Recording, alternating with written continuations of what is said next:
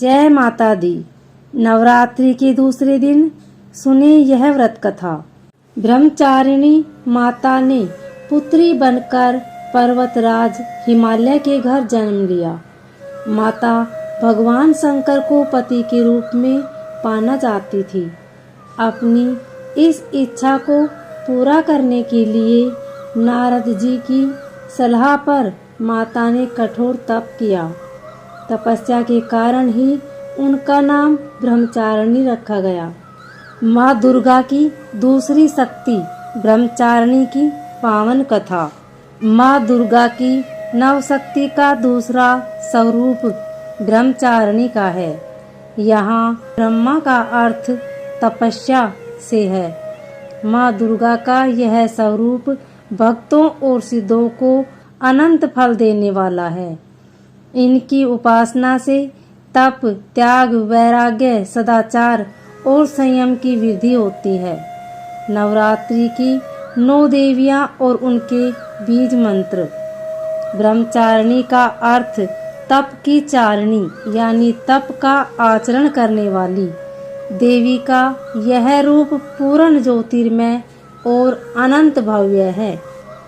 इस देवी के दाएं हाथ में जप की माला है और बाएं हाथ में यह कमंडल धारण किए हुए हैं।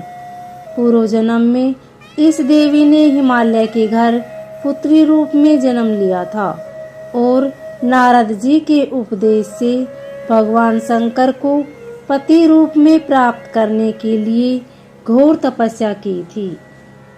इस कठिन तपस्या के कारण इन्हें तपश्चारिणी अर्थात ब्रह्मचारिणी नाम से अभिहित किया गया है। 1000 वर्ष तक इन्होंने केवल फल फूल खाकर बिताए और 100 वर्षों तक केवल जमीन पर रहकर शाख पर निर्वाह किया। कुछ दिनों तक कठिन उपवास रखे और खुले आकाश के नीचे वर्षा और धूप के घोर कष्ट सहे। 3000 वर्षों तक टूटे हुए बिल्व पत्र खाए और भगवान शंकर की आराधना करती रही। इसके बाद तो उन्होंने सूखे बेल पत्र खाना भी छोड़ दिए।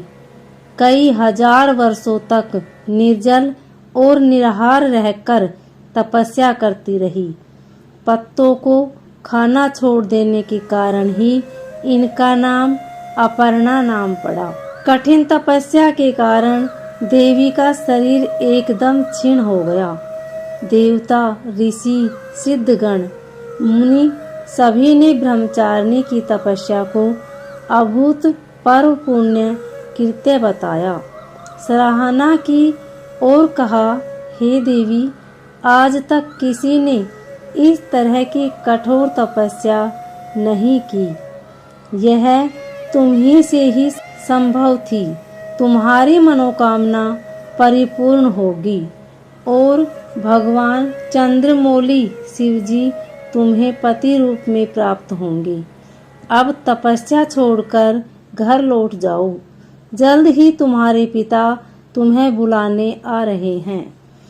इस देवी की कथा का सार यह है कि जीवन के कठिन संघर्षों में भी मन विचलित नहीं होना चाहिए। माँ ब्रह्मचारिणी देवी की कृपा से सर्व सिद्धि प्राप्त होती है। दुर्गा पूजा के दूसरे दिन देवी के इसी स्वरूप की उपासना की जाती है। उम्मीद है आपको नवरात्रि से जुड़ी ब्रह्मचारिणी माता की यह कथा अच्छी लगी होगी। अगर अच्छी लगे तो वीडियो को लाइक शेयर सब्सक्राइब जरूर करें।